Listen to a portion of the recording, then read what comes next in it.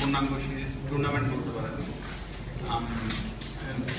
যদিও আয়ারল্যান্ডে থেকে উইকেট ডিফারেন্স কতটুকু আমি শিওর, কারণ আয়ারল্যান্ডে শুনছি যে এখনো উইন্টার আছে আর ইংল্যান্ডে আর্লি সামার। তো মনে হয় যে দুই রকম ওয়েদারে হয়তো ডেফিনেটলি দুই রকম উইকেট করতে পারে।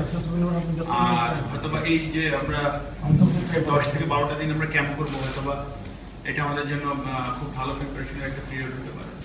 ওভারঅল অনেক অনেক অনেক সময় আমরা হয়তো এখানে সুযোগ পাচ্ছি, কয়েকটা প্র্যাকটিস ম্যাচও আছে, সেম টাইমে কিছু ইন্টারন্যাশনাল ম্যাচ আছে।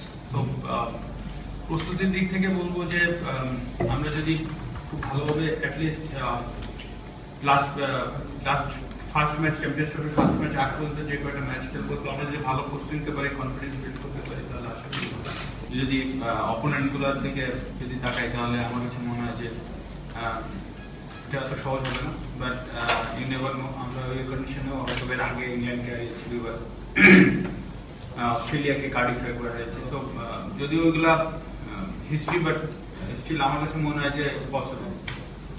ডিপেন্ড করছে যে আমরা কিভাবে মেন্টালিটি সেট আপ করি। আমার কাছে মনে হয় না নেক্সট 20-25 দিনের ক্যাম্পিং বা আপনি যত এত বেশি ডিফারেন্স হবে আমরা যদি মেন্টালি রেডি থাকতে পারি।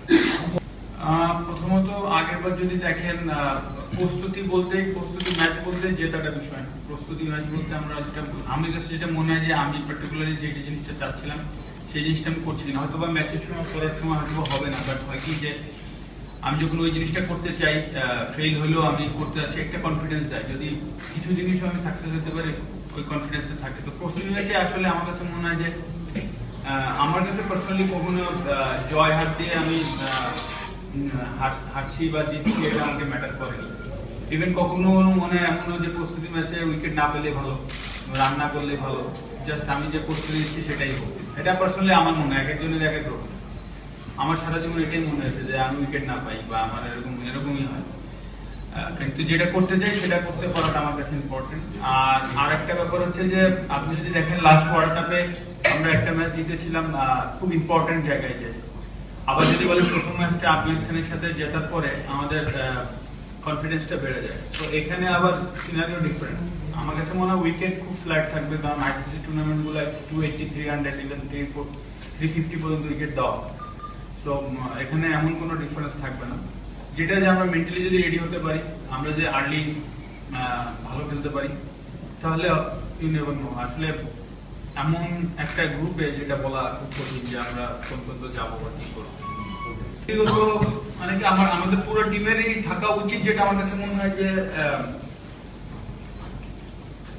মেন্টালি খুব তাড়াতাড়ি রেডি হওয়া। কারণ এখানে আমার কাছে মনে হয় না যে এই 15-20-25 দিনের প্র্যাকটিস করে আপনি ওখানে যে চ্যাম্পিয়ন হয়ে যেতে পারবেন। বাট আমরা যদি মেন্টালি রেডি হতে পারি, তাহলে আমরা অনেক দূর আগাইতে পারি। কারণ এটা পুরো টিম মেন্টাল গেম হবে, বড় বড় টিমের এগেইনস্টে বিশেষ করে ওদের মতো কন্ডিশনে খেলা, এবং তারপরেও কিছুটা উইন্টার থাকবে, আর্লি সামার যেহেতু। তো কাজটা এত সহজ হবে না।